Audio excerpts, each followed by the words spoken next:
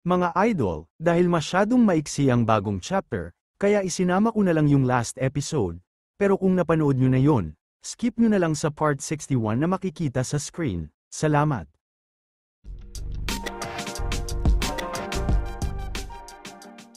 Matapos pamalya sa kanyang pag-atake, ay agad siyang nilapitan ni Orange Sword at tinanong kung kumusta ang kanyang kalagayan. Agad namang sinabi ni Blue Sword na okay lang siya, ngunit napagtanto din niya na ang mga sakay ng higanting robot na iyon ay kilala niya. Dito nga ay nagsalita na ang hari ng Dwarf Kingdom habang hawak pa ang kutsilyong ginawa noon ni Liping. Tinanong niya sa Sword Saint kung talaga nga bang dito ang lokasyon ng misyon na binigay sa kanila ng legendary hero. Agad naman itong kinumpirma ng Sword Saint, at sinabi pa nga na bukod sa kanyang mga disipulo, ang lahat ng mga nandito ay ang mga napili din ng legendary hero. Namangha naman ang prinsesa ng Kingdom of Aristotle sa kanyang mga nakikita, saka tinanong ang kanyang mga bagong kasamahan kung pwede ba nila siyang turuan ng magic. Humingi naman ng pasensya ang Sword Saint kay Elder Boss dahil medyo natagalan sila ng pagdating. Hindi naman pinansin ni Elder Boss ang tungkol dito, at sa halip ay natuwa pa nga sa pagdating nila dahil matutulungan na nila sila na matapos kaagad ang kanilang misyon. Kasunod nito ay ikinwento naman ng prinsesa kung paanong naging siya ang bagong reyna ng Kingdom of Aristotle, matapos siyang tulungan ng legendary hero at ng Demon Queen. Sumang-ayon naman dito ang Dwarf King at sinabi na maging sila ay tinulungan din ng legendary hero na malutas ang problema nila sa pagbuo ng mga S-rank weapon. Kaya ngayon ay nagagawa na nilang makagawa ng maramihan ng mga S-rank weapon at kaya na rin nilang suplayan ang iba pang mga kaalyado anumang oras. Matapos namang marinig ang kwento ng mga ito, ay napagtanto ni Purple Sword na ang mga taong tinutukoy pala ng mag-ama ni na Elder Boss ay walang iba kundi ang legendary hero at ang Demon Queen. Kaya ganoon na lamang ang pagtatanggol ng mga ito sa kanila. Sa kabila naman ng kanyang mga napakinggan, ay hindi pa rin makapaniwala si Orange Sword, at sinabi pa nga na imposibleng mangyari iyon dahil matagal nang patay ang mga ito. Habang nag-uusap naman ang dalawa, ay sinabi ng prinsesa na maging ang kanyang bagong imbensyon ay binuo niya base sa alagang mechanical dog ni Liping. Idinagdag pa niya na ito ang unang pagkakataon niya na lumabas ng kanilang kaharian, at umaasa siya ng maayos na pakikipagtulungan sa kanila. Nagulat naman si Isabel sa direktahang pagbanggit nito sa pangalan ni na Liping, kaya sinubukan niya sanang balaan ang prinsesa sa kanyang sinabi. Ngunit huli na ang lahat para dito, dahil narinig na ito ng mga miyembro ng Sword Saint Guild, at sinabi pa nga na parang familiar sa kanila ang pangalan ni Liping. Kaya tinanong niya ang kanyang kasama kung naaalala ba niya kung saan nila narinig ang pangalang iyon. Sinabi naman ni Elder Boss sa kanyang anak na ang Dwarf King ay minsan ang naging tauhan ng Demon Queen. At dahil matagal na silang magkakilala, ay siguro ay hindi na nila dapat pang isipin ang pagtatago sa pagkakakilanlan ng Demon Queen at ng legendary hero. Agad namang sumang-ayon dito si Isabel, kaya sinubukan ng baguhin ng Dwarf King ang usapan at sinabi na pag-usapan na nila ang tungkol sa kanilang misyon. Tinanong din niya si Elder Boss kung hindi pa rin ba nila nakikita ang hot spring na tinutukoy ni Liping, dahil naaalala niya na napakaraming mga underground hot spring na mayaman sa magic power sa volcanic region na ito noon. Sinabi naman ni Elder Boss na naikot na nila ang buong lugar sa loob ng 10 araw, ngunit kahit patak ng tubig ay wala silang nakita. Sinabi din ni Isabel na ginamit na rin nila ang mga espesyal na mga buto mula sa elf tribe na ginagamit sa paghahanap ng mga underground water, ngunit wala pa rin silang nakuha mula dito. Nagtataka naman ang prinsesa kung ganoon ba talaga kahirap maghanap ng tubig sa lugar na ito. Nang marinig naman ito, ay tinanong ni Elder Boss kung mayroon bang paraan ang prinsesa para makahanap ng tubig. Natuwa rin naman si Isabel sa pagkarinig dito, at sinabi pa nga na mapapadali ang kanilang misyon sa kanyang tulong. Bilang tugon, ay sinabi naman ng prinsesa na kung bakit hindi na lamang sila gumamit ng kanilang magic, dahil sa kanyang pagkakaalam ay pwede silang magpalabas ng tubig gamit ang elemental magic.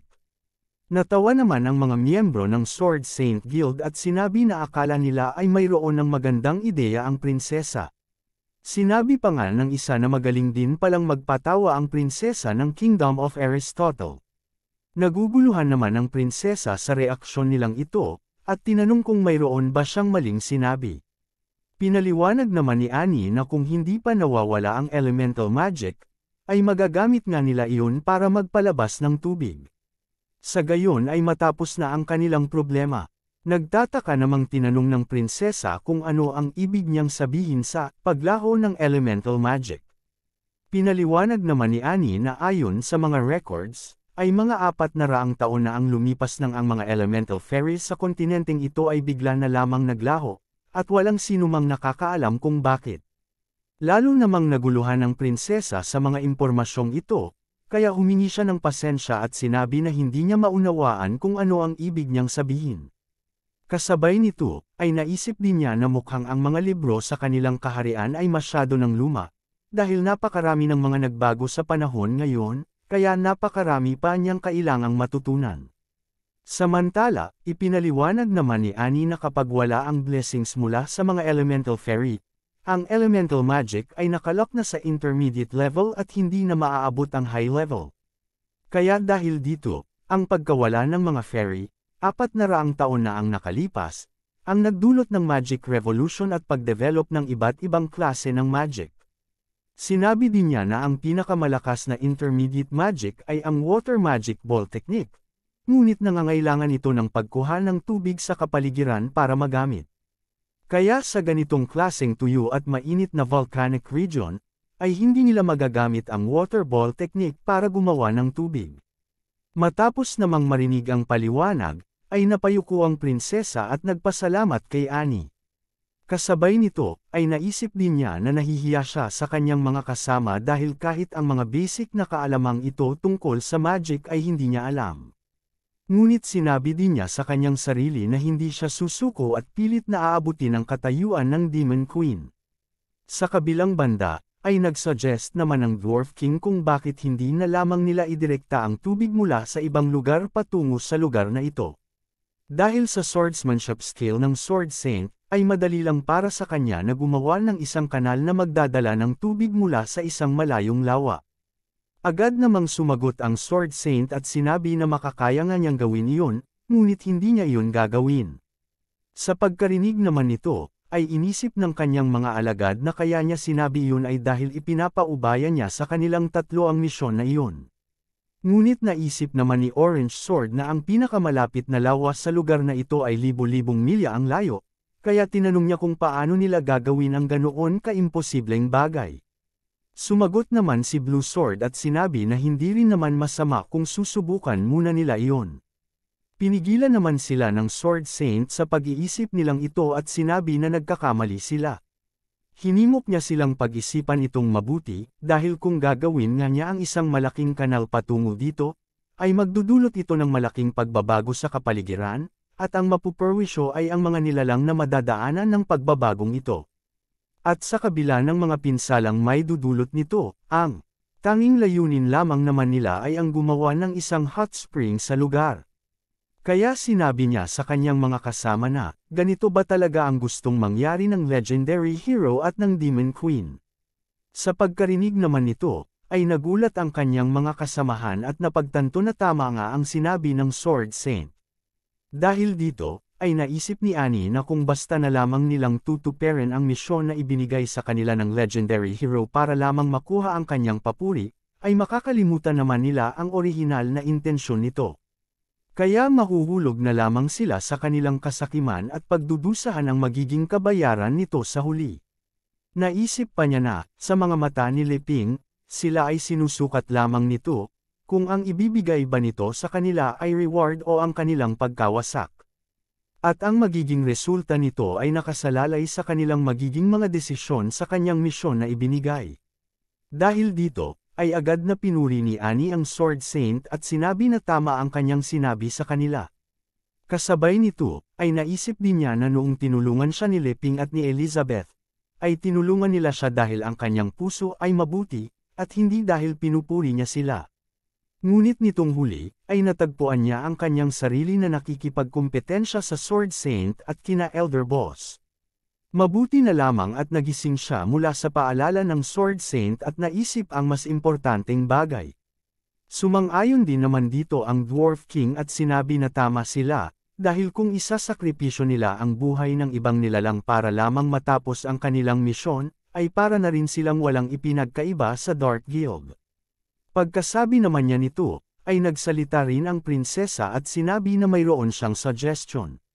Dahil kung hindi sila makakapagtrabaho sa ibabaw ng lupa, ay bakit hindi na lang sila gumawa ng isang tunnel mula sa ilalim nito? Sinabi pa niya na maaari silang maghukay ng isang tunnel sa ilalim ng lupa patungo sa dagat. Sa ganitong paraan, ay magagawa na nilang masolusyonan ang problema nila sa tubig, nang walang sinisirang kahit ano sa ibabaw ng lupa. Muli naman siyang pinagtawanan ng mga miyembro ng Sword Saint Guild, at sinabi na akala nila ay mayroon na itong magandang ideya. Ngunit hindi niya inaasahan ang sinabi nito, kaya hinamon niya ang prinsesa na kung sa palagay niya ay madali lang gawin ito, ay bakit hindi siya ang maghukay sa ilalim ng lupa. Hindi naman nagalit ang prinsesa sa kanilang mga reaksyon.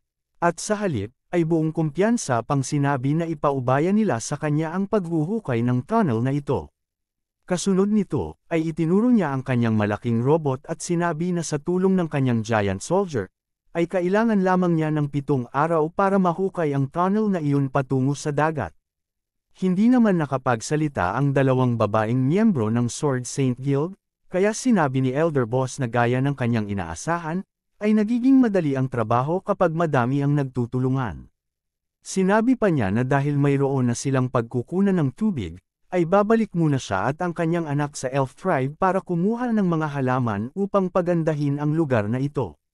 Sinabi naman ng Dwarf King na ipaubaya naman nila sa kanya ang pagbuo ng mga kagamitan para sa bubuuan nilang hotel para sa hot spring. At sisiguraduhin niya sa kanila na kahit ang mga upuan ay magiging mga S-rank. Sa sandaling ito, excited na sinabi ng prinsesa na may kinalaman sa disenyo ng bubuuan nilang hotel at hot spring area, mayroon na siyang naisip na mga bagong ideya. Nakiusap din siya sa kanyang mga kasama na tulungan siya na kumulekta ng mga volcanic stone sa paligid na kanyang gagamitin sa pagbuo ng hotel at ng hot spring area. Ngumiti naman sa kanya si Annie at sinabi na wala iyong problema, at ipaubaya na niya sa kanya ang pag-transport ng mga materyales, dahil ipapagawa niya iyon sa kanyang mga puppets. Nagmungkahi naman ang Sword Saint na ang kanilang Sword Saint Guild ang bahala sa pagputol ng mga materyales at sa seguridad ng lugar. Namangha naman si Elder Boss sa kanyang nakikita, at sinabi pa nga na bagamat magkakaiba ang kanilang mga lahi at uri, ay nagtutulungan ang lahat ng nandito para sa iisang layunin. Sinabi naman ng kanyang anak na ang mga nangyayaring ito ay talagang nagdudulot sa kanya ng inspirasyon na mas pagbutihin pa ang kanyang ginagawa para sa misyon. Sumang-ayon naman dito ang Dwarf King at sinabi na ang huling beses niyang nakita ang ganitong eksena ng pagtutulungan ay noong 500 taon na ang nakalipas, noong pinamumunuan pa sila ng Demon Queen. At dahil sa pare-parehas na mga kaisipan, ay sabay-sabay silang sumigaw bilang tanda ng kanilang pagkakaisa. Samantala, ilang libong metro sa ilalim ng lupa, ay makikita si Malfoy sa kanyang hideout.